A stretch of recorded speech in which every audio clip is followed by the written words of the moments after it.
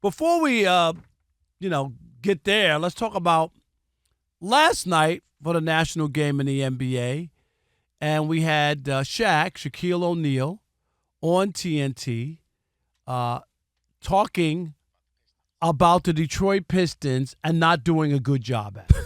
I will be interested. You said something very interesting about Cade Cunningham. Great player now at this stage. He plays at his own pace. Anybody that can consistently play at their own pace and put up numbers is a great player. I like the way he's playing. I like what Chauncey is doing. Those guys play hard. My favorite player on that team is Isaiah Stewart. Big body, hard guy. Like to knock people out, push people around. No, I can't let this go. Like who? Who's doing it? You said Chauncey? Chauncey's the coach, right? Okay. Portland. No. Chauncey, he coaches Portland. I can't let this go. JB Bickerstaff. Yeah, Bickerstaff. That's what I mean. Hey, you know, first of all, I don't watch Detroit. How about that, boo-boo? I don't watch them. So let that go. I messed up. I made a mistake. For the trailblazer. What you freaking do? I made a mistake. But I mean this sincerely. I think you would enjoy watching the Detroit Pistons. I don't really get They to watch play them. hard. No, Cade is phenomenal. Jalen Duren's your kind of big. Love Cade. I love Isaiah Stewart. Just and the other thing, I don't know who the female was on there. That was Candace Parker. Yeah. And she's like, well, I couldn't let that go. I'm glad you didn't let it go. Yeah. I mean, the idea that you were going to let it go because it was Shaq and he messed up or whatever. I mean, come on. And this is the idea, and I'll tell you, Shaq knows, he played in the league, he knows about basketball and all that. But this is my pushback when people gravitate to former players and expecting them to, I guess, do homework, research, and not just show up and be a big personality, but actually know what's going on. And if you're TNT, you're embarrassed. Shaq can be embarrassed, but TNT should be embarrassed as well. You know how many producers they have behind the scenes, right? A ton, yeah. And everything. And the idea that Shaq is going to go out on the set, sit there, they're talking about the Pistons, and he doesn't know who the coach is. Or that Chauncey Billups, who's an all-time great Pistons, helped the Pistons beat the Lakers in 2004. Sorry, Rob G. And was the finals Shaq MVP. Too. Maybe yeah, that's and why. Shaq. Maybe but that's you get why. my point. Yeah. And this is one of those things, and as a fan, I'm going to say this and let you go. Uh-huh.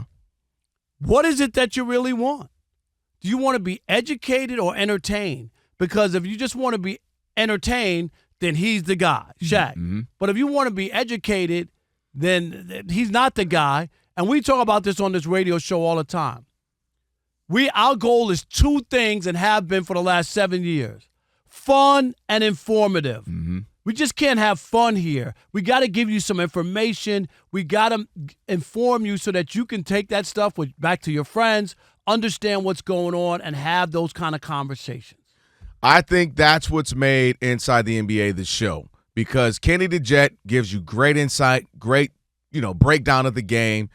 Ernie obviously is the maestro, giving you the facts and stacks and getting you in and out of the highlights, so you get that. But then Chuck and Shaq, at some point, let me tell you, Shaq, terrible, fantastic. They're going to have their fight, their little debate. They're going to argue about something. Shaq's going to get pushed into a Christmas tree. They're going to outrun. They're going to make fun of Kenny's knees. And that's, to me, the perfect balance. So the bigger conversation to me is what we as consumers of things need to understand now is you have access to any and everything you want. Gone are the days where you turn on the TV and it's force-fed to you. You turn on the radio, it's force-fed to you.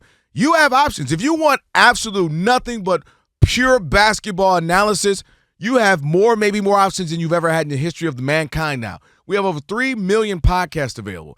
There are podcasts where they will break down one play for an hour. You have that.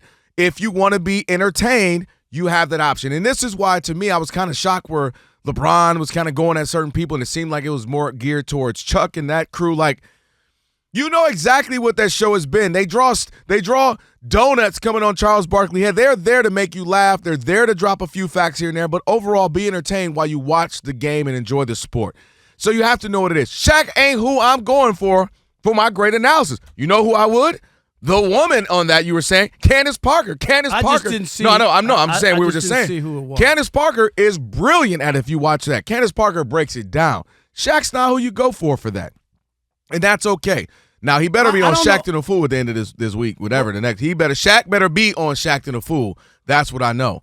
But I think it's incumbent more than ever. You have to do your own. Like, you have the information now. You have the resource. You have the websites. We have websites and blogs and things dedicated to it.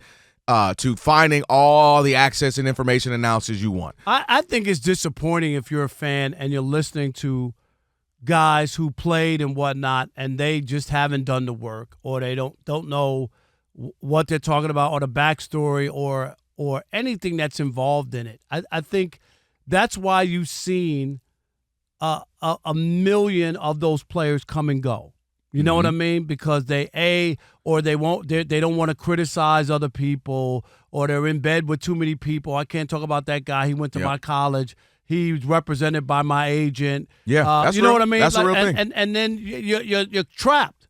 You're trapped. So you can't really say anything. You can't really be the best people on television are people who are as honest as it comes. You can say whatever you want about Charles, and you don't like this, and he's bashing the play, whatever. He's as honest as it gets. He tells you exactly what he believes, what he hopes, to the point of his own detriment of his own relationship with Michael Jordan. Right. It was one time his best friend, exactly, who he had to be honest about some stuff, and then Mike took, had hard feelings for it, and they haven't been right since. Maybe they'll come back around at some point. You hope.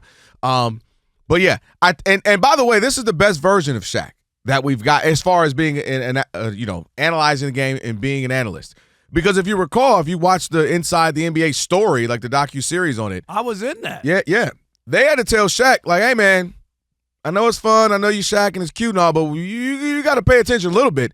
You can't come in here and be a DJ for 4 hours and just go back. He literally would just DJ during the games. I swear to you, I don't know if his first night on. Yeah. And then they went to a commercial break, and somebody tweeted or something. I swear. Turn up Shaq's mic because he was mumbles. Yeah. And that was the first commercial break on it. Like, I was like, wow. Somebody's like, turn up Shaq's mic. And that was how he talked. And you're right. He's gotten better. I like how he got Shaq-like numbers. I don't think he putting up the numbers like that. I need to put them up, you know what I'm saying? That's what it was. And it was hard to listen to. Obviously, he has knowledge, and we know about his career as a player. No, and Shaq's not there for that. Tim Legler is great at that. But when you say not there for that, that doesn't mean you say Chauncey Billups is the coach of the Pistons. That's not being there for that. And I get what you're talking about, numbers and break. That's fine. Dude, you got to come on. Especially consider a couple things. One, Chauncey's a legendary. You should know that he's not like a random coach. Right. Sometimes like you know that a name. 12th man on the He beat you in 2004. Right. You don't know where Chauncey Billups right. is? And he has turned around the Portland team that actually been a team you got to really beat because they were horrible last year and a half. So, yeah. All right. When it comes to sports media, if you can't have both, like on The Odd Couple, fun and informative, is it more to be educated, more important to be educated or entertained? Where are you? When it comes to sports shows, Shaq was Shaq a fool thinking Chauncey Billups was the coach of the Pistons, had to get corrected. It wasn't, Shaq be a little sensitive about stuff like that. It's all good. It ain't the end of the world, but it looked bad. I mean, it's just one of those moments. But what do you go for when it comes to your sports shows? 877-99 on Fox. Who we got? All right. Jimmy in Seattle. You're on The Odd Couple, Fox Sports Radio. What's up, Jimmy? Guys, I wanted to say thank you for taking my call first off. I'm a big fan of the show. We appreciate you. Thank you, Jimmy. Yes. Yeah, thank you, sir. I wanted to talk with you about what I heard earlier about Shaq and his mistake and error. And I know we all make mistakes and errors, but I do want to point out that we all, as fans of different sports, we appreciate what people bring to the table in a lot of directions. And I do think that earlier I heard Rob say that, no, you come to our show because we're really valid and we bring in the real deal. But I do think that Charles Barkley and Shaquille O'Neal bring a lot of validity that some hosts of talk shows could never bring in regards to, the insight behind the scenes and the insight with coaches and the players' relationships, the demons of a long, grueling season, actually a lot of injuries that happen. And overall, there's things that happen throughout a game that Charles and Shaq have experienced from decades of playing. There's no doubt that they bring that, but it also, there have been a lot of, thanks for the call, a lot of former athlete analysts who can't articulate the game, right? And come and go. You've seen a lot of change of the guard and faces, or they don't work at it or whatever. And then you have to also be able to communicate. Yep, that's an underrated part right there. It really Just because you know the game doesn't mean you can teach or talk the game. That's for sure. No doubt. Appreciate the call. Nick in New York, you're on the Odd Couple Fox Sports Radio. What's up, Nick? Hey, how you doing? Love the show, as you know. Thank you, Nick. You know that, buddy. Rob, we appreciate you. Rob, we got a chicken wing place up here. On your birthday, they give you your wings, your age and wings on your birthday. What? For free. I'm gonna OD Man, next January. Where is it in you New gonna York? put them out of business. Where is it in Buffalo? Where are you in New York? I forgot. Rochester. I'm in Albany, but Albany. write down the word Rusty Nail. Rusty in Clifton Nail. Park, New York. Okay. Write that Give down. you your wings and your age. I'm going to say, with the state of the NBA and, what the fans are thinking, I think more people may tune in to the halftime, the pregame, and the after rather than the game. I feel like more people may go to the bathroom during the game, like during play, and where it's more entertaining. I agree. No Nick, argument for me, Nick. It's hard to argue with that. When NBA inside the NBA was at its absolute peak, like without a doubt. No doubt. Like that was what you were there for. Scott in North Carolina, you're on the Odd Couple Fox Sports Radio. What's up, Scott? What's up, my guys? How y'all doing? Good, Doing Scott. great. Appreciate you calling. Doing good, man. I got honestly say you have to have both to be a sports media personality, entertainer and knowledge. But for me, if I had to pick one, I have to say the knowledge. I get entertained watching the football games, baseball games, basketball games. So I look forward to TV personalities for the behind-the-scenes knowledge and stuff like that. Right. Yeah. But you want some information.